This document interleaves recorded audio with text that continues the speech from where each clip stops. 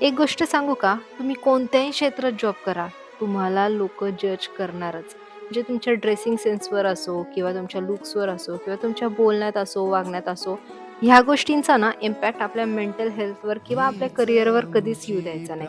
कारण की काय होतं ना, हे 4 लोकं काहीतरी बोलून जातात आणि आपण ओव्हर थिंक करतो आणि जे जज करतात ना, अशा लोकांपासून तर 4 हात लांबच राहायचं. कारण की हेच आपली लाईफ डिस्ट्रॉय करत असतात आणि आपण म्हणजे विचार करत बसतो ह्या लोकांबद्दल. म्हणून नाही ह्या लोकांना खड्ड्यात जाऊ द्यायचं. आजकाल मी बघितलंय, की जे अ, चांगलं शिक्षण झालेले ना, ते लोकं सुद्धा असं वागायला लागलेत. ही फक्त संगतच असती, बाकी काही नसतं. संगत किंवा अपब्रिंगिंग याच्यातच असतं.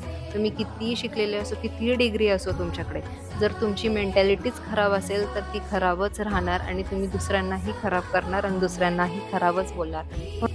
म्हणून अशा लोकांपासून नेहमी 4 हात लांब राहायचं. कारण की हे लोकं ना खूप जास्त आपल्याला मेंटली डिस्ट्रॉय करत असतात. चला भेटूयात नेक्स्ट व्हिडिओमध्ये. तोपर्यंत बाय.